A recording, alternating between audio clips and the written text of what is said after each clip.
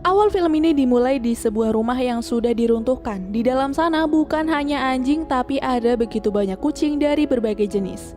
Ketenangan mereka kemudian terusik dengan kedatangan seorang pengendali hewan bernama Chuck. Beberapa dari hewan itu diambil dan sebagian yang lain kabur. Seekor anjing bernama Bella hanya bisa dia memandangi orang tuanya diambil pengendali hewan tersebut. Dan kini dia diasuh oleh seekor kucing betina hingga Bella tumbuh dewasa.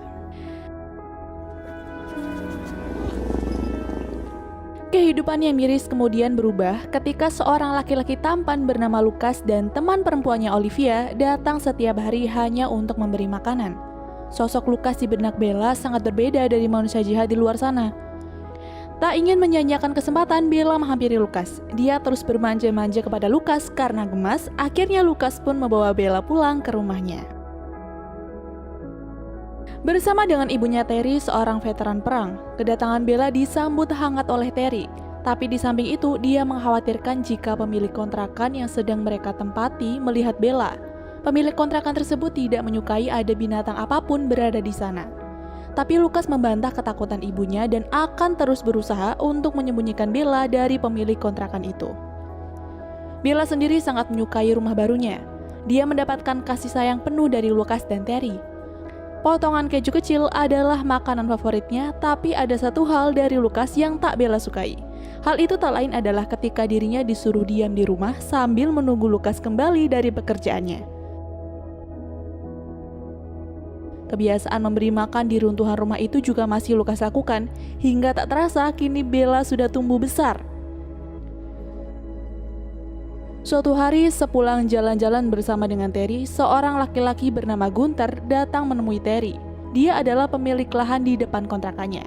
Dia datang meminta Terry dan Lucas agar membiarkan Gunther untuk melanjutkan pembangunan rumahnya. Tapi Terry menolak, karena masih ada begitu banyak kucing yang tinggal di runtuhan rumah tersebut. Kala berdebat dengan Terry, Gunther langsung menyindir Bella sebagai anjing pitbull yang berbahaya jika terus dipelihara. Scene selanjutnya adalah Bella yang merasa aneh dengan salju pertamanya. Dia kaget dengan bentuk dan rasa dari salju itu, tapi akhirnya dia menyukai hal itu juga. Mereka bermain di taman menikmati salju pertama dengan rasa bahagia yang tak bisa diungkapkan lagi. Tapi itu tak berlangsung lama. Saat pulang di depan pintu sudah tertempel surat dari pemilik kontrakan. Dia mengatakan jika dia akan datang besok untuk memeriksa keran. Kebetulan besok adalah hari yang sibuk. Lucas dengan pekerjaannya dan Terry dengan terapi rutinnya, dan terpaksa mereka harus mengajak Bella supaya pemilik rumah tak melihat Bella. Mereka diam-diam membawa Bella ke rumah sakit VA tempat Terry diterapi dan Lucas bekerja. Lewat pintu belakang, Bella dibawa ke gudang penyimpanan. Sebelum pergi, Lucas memberi Bella minum dan juga menyuruh Bella untuk tidak menyalak sampai jam istirahat tiba. Tapi tidak. Bella yang sendirian terus menyalak memanggil Lucas dan berhasil. Bukan hanya Lucas yang datang, tapi juga Olivia. Lucas bingung akan berbuat apa, hingga tiba-tiba salah seorang karyawan di VA bernama Theo datang. Mendengar permasalahan yang dialami oleh teman baiknya sendiri, Theo akhirnya bersedia menjaga Bella sampai jam istirahat tiba. Theo membawa Bella ke kumpulan orang yang akan melakukan terapi, dan di situ ada Terry.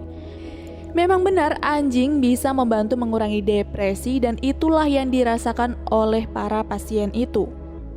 Kedatangan Bella membuat perasaan mereka menjadi lebih baik. Mereka semua bekerja sama dengan baik menyembunyikan Bella dari para karyawan yang lain. Hingga Bella pun bisa pulang ke rumah.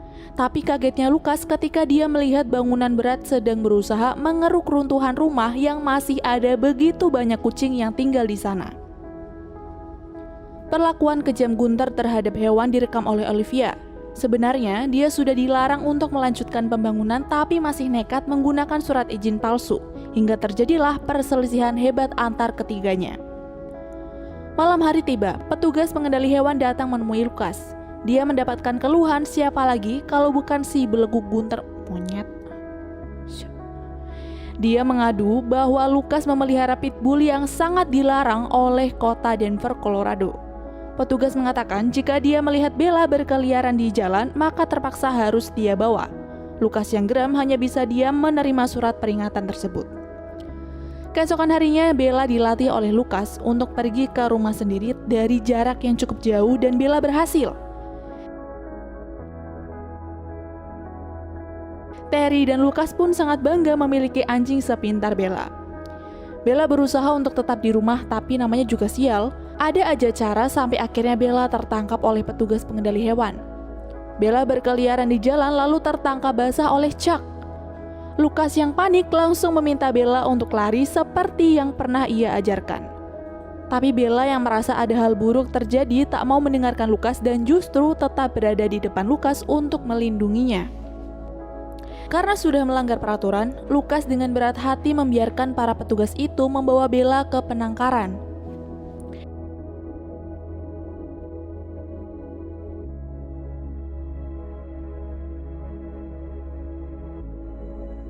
Tiba di sana, Bella hanya bisa berdiam di kandang, lalu karena Lukas tak kunjung datang, dia terus menyalak seperti anjing yang lain. Tapi keesokan harinya Bella dikeluarkan dari kandang. Dia ternyata dibawa untuk bertemu dengan Lukas. Melihat kedekatan Lukas dengan Bella, membuat petugas di sana memperingatkan Lukas agar tak membiarkan Bella untuk keluar dari rumah lagi. Karena jika tertangkap, hukuman yang akan diterima adalah suntik mati.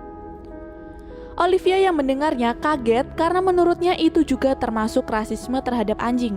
Tapi petugas tak bisa mendukungnya karena hal tersebut adalah salah satu hukum di Denver. Tiba-tiba saja terlintas di pikiran Olivia untuk menyerahkan Bella kepada paman dan bibinya di Farmington. Dan hal itu pun mendapat persetujuan dari petugas karena aman jika dipelihara di luar wilayah Denver. Lukas dan Olivia langsung pulang ke kediaman Lukas. Mereka sibuk mempersiapkan barang-barang yang akan menjadi keperluan Bella. Sedangkan Terry keluar untuk bertemu dengan petugas pengendali hewan, meminta dia diam dan membiarkan Lukas anaknya melakukan salam perpisahan dengan Bella dengan tenang. Lukas sebenarnya tidak rela jika harus berpisah dengan Bella, tapi itu semua dia lakukan hanya untuk melindungi Bella. Perjalanan yang cukup jauh itu memakan waktu yang cukup lama. Keluarga Olivia sangat baik kepada Bella, merawat Bella dengan baik layaknya Lukas. Tapi tetap saja berbeda rasanya, dan yang dia punya saat ini hanya selimut milik Lukas. Bella terus berpikir untuk bisa pulang ke rumah, dan pada suatu hari dia menemukan ide itu. Paman Olivia yang sedang membersihkan halaman rumah membenarkan posisi perosotan miliknya, dan Bella yang kepalang ingin pulang, naik ke perosotan itu lalu melompati pagar. Dia berlari sejauh mungkin, padahal di sisi lain Lukas dan Olivia datang untuk menjemput Bella. Bella eta si Lukas aisyah kumaha ih. Bella pun melanjutkan perjalanan dan sampai di hutan. Malam pertamanya di alam liar begitu melelahkan dan dia memutuskan untuk beristirahat. Walaupun dia menerima begitu banyak gangguan suara aneh di luar sana. Rasa lapar yang begitu hebat juga baru kali ini Bella rasakan. Memaksa dirinya untuk berburu tapi gagal hingga ia menemukan kota kecil dan pergi ke sana. Setelah lama berjalan, dia bertemu dengan beberapa anjing jalanan. Mereka sibuk mengais sampah mencari beberapa makanan yang tersisa. Setelah mendapatkan izin dari ketua mereka, Bella bergabung untuk mencari makanan bukan hanya di tempat sampah tapi dari pemberian orang-orang di sana juga. Ternyata anjing-anjing itu tidak benar-benar anjing jalanan. Mereka punya rumah. Ketika Bella ditawari untuk tinggal bersama dengan salah satu anjing itu, Bella menolak. Itu karena majikan mereka tak butuh Bella di sana. Yang membutuhkannya hanya Lukas dan dia tetap ingin pulang ke rumahnya sendiri, bagaimanapun caranya.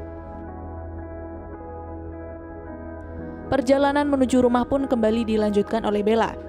Di tengah perjalanannya dia mendengar suara tembakan dan ternyata benar. Seekor kucing hutan atau nama lainnya Cougar mati tertembak meninggalkan anaknya yang masih kecil. Anak Cougar yang melihat kedatangan Bella pun mengikutinya. Bella sendiri yang tak ingin akan Cougar celaka juga di tangan pemburu itu membiarkannya mengikuti Bella. Sekarang dia harus berperan menjadi seorang ibu pengganti ibu Cougar yang sudah mati, mencari makan dan juga melindungi saat anak Cougar itu tidur. Tak mendapatkan makanan di hutan, Bella terpaksa harus mencuri makanan milik manusia agar Cougar tak kelaparan. Hari-hari berat Bella lakukan sendiri, tapi dia tak menyerah.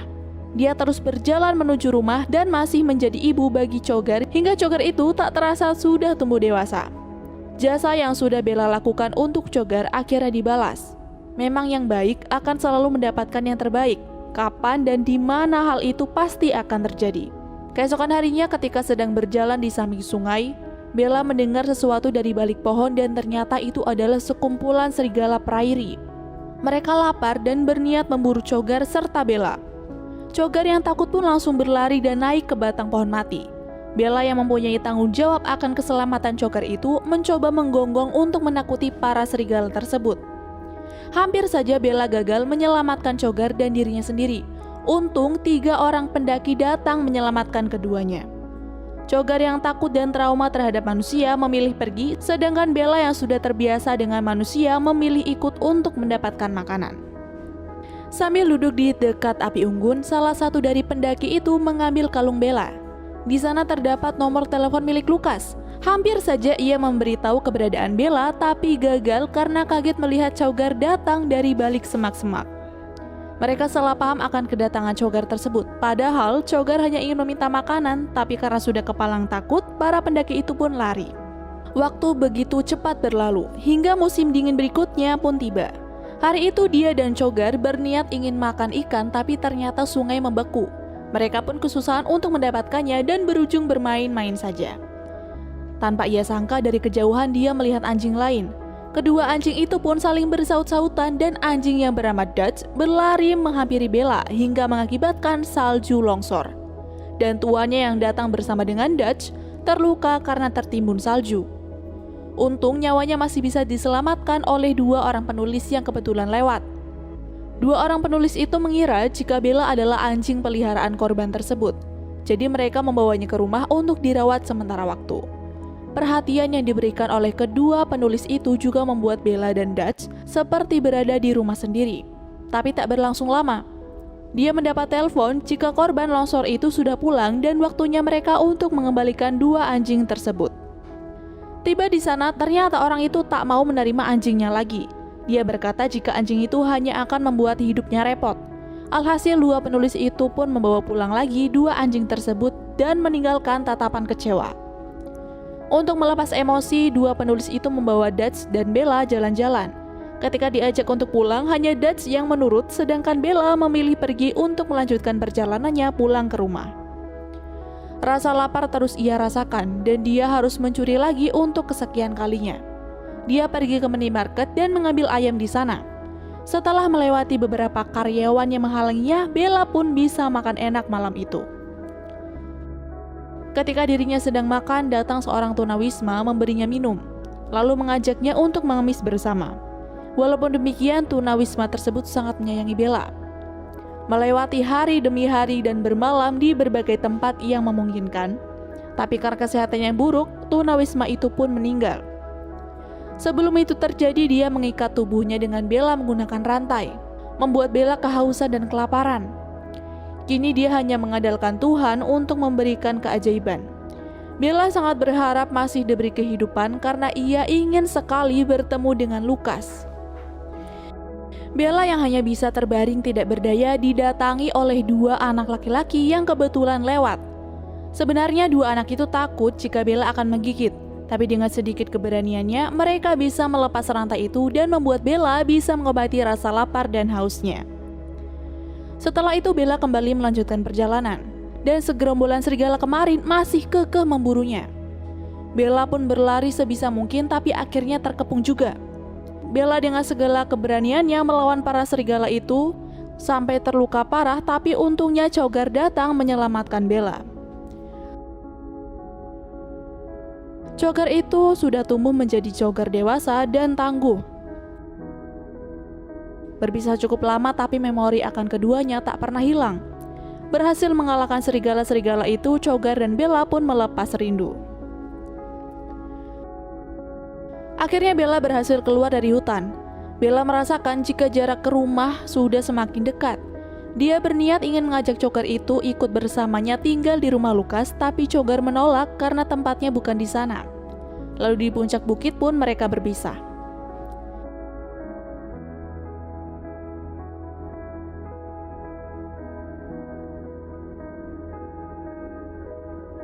Bella kemudian memasuki kota. Tapi dia tidak tahu jika tempat yang sekarang ia injak adalah jalan tol dengan puluhan kendaraan yang lewat. Karena panik dan bingung, dia terus berjalan hingga ke tengah tol dan membuat dirinya tertabrak. Kaki depan kanannya terluka serta pincang. Tapi Bella masih kuat untuk berlari sampai akhirnya dia sampai di perumahan dan kemudian tiba di rumah yang sangat ia kenali. Bella masuk ke rumah itu, tapi sayang, yang tinggal di sana bukan Lukas lagi, melainkan orang lain. Bella tentu lemas, perjalanannya yang panjang serta membuat kakinya terluka tak membuahkan hasil yang ia inginkan.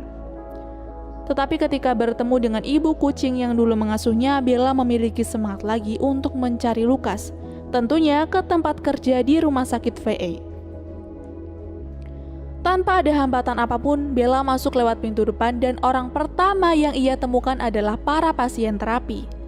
Mereka yang melihat Bella datang awalnya tak percaya karena sudah begitu lama Bella menghilang dan mengira jika Bella sudah tiada.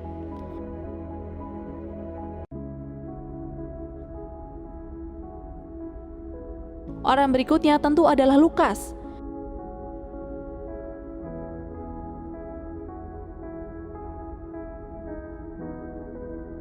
Keduanya langsung berpelukan melepas rindu. Olivia dan Terry juga kemudian datang. Mereka menyambut kedatangan Bella setelah kepergiannya selama 2 tahun.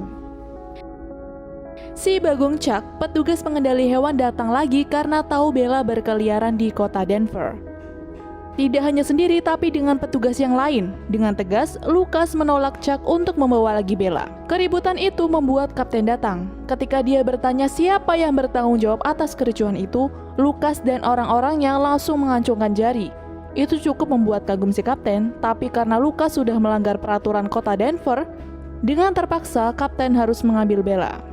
Mendengar hal itu, Lukas tiba-tiba tersadar jika kawasan rumah sakit VA adalah bekas federal dan bukan wilayah Denver. Hukum pun secara otomatis tidak berlaku di lokasi milik pemerintah federal, tempat Lukas dan yang lainnya berada. Tak bisa berkutik lagi, petugas itu pun pergi. Kini Bella bisa pulang ke rumah Lukas dan ibunya di Golden, wilayah dekat Denver yang membolehkan anjing jenis pitbull menjadi peliharaan. Keluarga manis itu pun akhirnya bisa hidup bahagia, ditambah setelah Lukas menikahi Olivia. Lalu film pun berakhir. Hal yang menjadi pelajaran tersendiri bagi kita adalah sebuah kesetiaan itu sangat berharga bagi sebagian makhluk, ketika dia merasakan sebuah kenyamanan di dalam hatinya.